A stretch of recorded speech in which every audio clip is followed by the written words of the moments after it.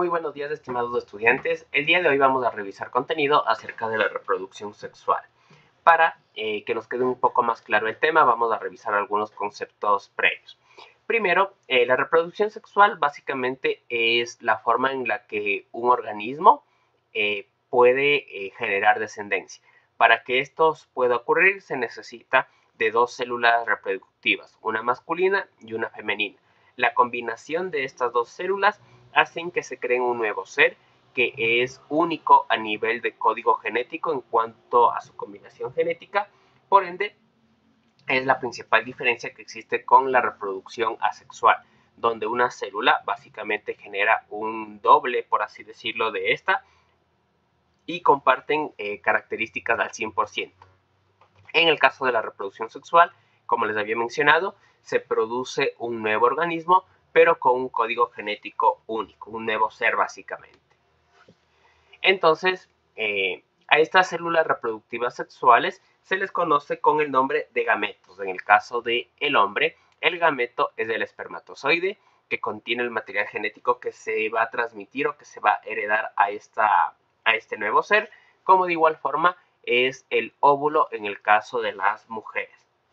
Aquí muy importante esta idea, por más que a nivel físico, psicológico, por así decirlo, o conductual, un hijo se parezca más a uno de los padres, siempre la transmisión del ADN, que es básicamente el código que tienen nuestros genes para saber nuestro color de cabello, nuestro color de ojos, nuestra altura, siempre va a tener que ver con este 50 y 50%.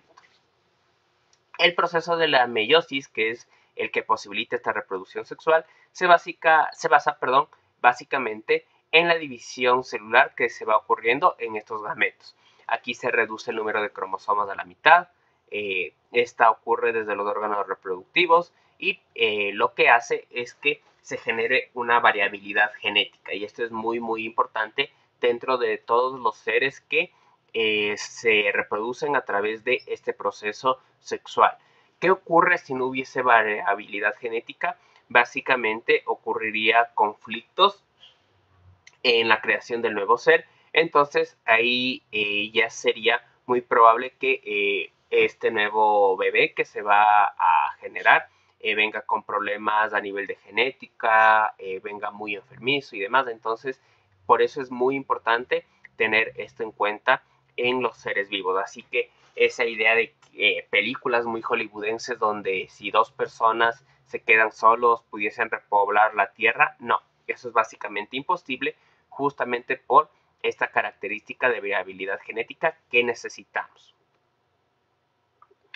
En el proceso de la fecundación es donde se encuentran los gametos, que acordaránse eran las células reproductivas, espermatozoide y óvulo respectivamente. Entonces, estos se combinan y lo que pasa es que se restaura el número por completo de cromosomas, teniendo en cuenta que se repartían mitad-mitad. Se forma el cigoto, que es la primera célula del nuevo organismo. Esto muy en cuenta de igual forma. No es que es la mamá en sí, o no es que sigue siendo una célula perteneciente a la mamá, sino que ya es una célula ajena a ella, porque tiene material genético que no contiene la mamá. De igual forma, esto ocurre en diferentes lugares según la especie. En el caso de los seres humanos ocurre en el vientre femenino y así va cambiando, como les menciono, según la especie. Ventajas que nos da la reproducción sexual, esta aumenta el número de diversidad genética. Como les había mencionado, esto es muy importante para que haya más diversidad, haya más características positivas dentro de los miembros de un grupo. De igual forma mejora la adaptación a los cambios debido a estos procesos genéticos y al propio proceso del sistema evolutivo. Ayuda a eliminar mutaciones perjudiciales, como les decía. Si no llega a haber variabilidad genética, puede presentarse este tipo de mutaciones a nivel genético. Permite la evolución de las especies de igual manera, que es un proceso que se va dando a lo largo de los años. El dimorfismo sexual, que es uno de estos casos raros y que de igual forma por ahí se estaba poniendo muy en boga con esto de los Juegos Olímpicos, se presenta con cierta facilidad. No es que es un caso completamente extraño, tampoco es obviamente lo frecuente, pero sí es bastante alto el número, por así decirlo, que se da en distintas especies. Pero ¿a qué se refiere esto? A ver, debemos comprender que entre hombres y mujeres, entre machos y hembras de los animales, existen diferencias físicas. Puede ser en cuanto a tamaño, en cuanto a color, en cuanto a forma, en cuanto de igual forma a los propios órganos sexuales, y esto ayuda al reconocimiento de las parejas potenciales. Pero en ocasiones ocurre que uno de estos miembros, bien como les menciono, que puede ser un hombre, puede ser una mujer o puede ser un animal, tiene los dos órganos sexuales. Entonces, en este caso es bastante complejo la reproducción, porque la especie, en este caso complementaria, no le visualiza como un tal, como un elemento con el cual pueda reproducirse. Entonces, ahí existe este choque de ideas. Y como seres que buscan básicamente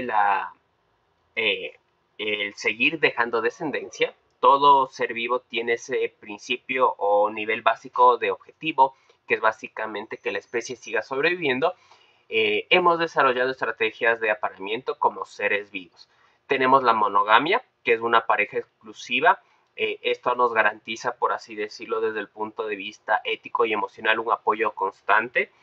Nos garantiza de igual forma un apoyo en el sentido de la exclusividad. Hay también la poligamia, que como le repito, todas estas estrategias están enfocadas del apareamiento. Al tener múltiples parejas es mucho más probable el apareamiento, y con esto la descendencia y con esto la variabilidad genética. También tenemos la poliandria, donde una hembra es la que tiene varios machos. Tenemos la poliginia, que es lo contrario, un macho que tiene varias hembras. Dentro de lo que tiene que ver las plantas y su sistema de reproducción, tenemos que las flores son los órganos reproductivos de estas. El polen sería el equivalente al espermatozoide y los óvulos serían las plantas en sí. Y aquí muy importante, por ejemplo, las plantas necesitan de la ayuda de los polinizadores o de la polinización, que lo hacen a través de distintos animales, como en el que vemos en la imagen, que es a través de una abeja, que les permite la transferencia de polen entre flores y flores para que pueda ocurrir este sistema reproductivo. También tenemos la reproducción sexual en el agua, donde tenemos a organismos acuáticos que liberan gametos al agua, básicamente estas células sexuales, y la fecundación ocurre externamente, no ocurre de forma interna, como en los casos que habíamos visto. Entonces, para asegurar la mayor probabilidad de descendencia, estos organismos suelen dejar una gran cantidad de gametos, lo que se conoce como desove, y es la liberación sincronizada de gametos. Para ir finalizando, debemos comprender que la importancia de estudiar y de comprender la reproducción sexual está en que es una de las formas que se mantiene la biodiversidad del planeta, por lo que habíamos visto. Esto es muy importante a nivel genético. Permite la adaptación a ambientes cambiantes, tomando un poquito la teoría de la evolución que vieron en años anteriores, muy en cuenta la frase, solo los organismos mejores adaptados son los que sobreviven. Entonces, quienes mejor se adapten y quienes mejor estrategias de reproducción sexual tengan son los que van a sobrevivir.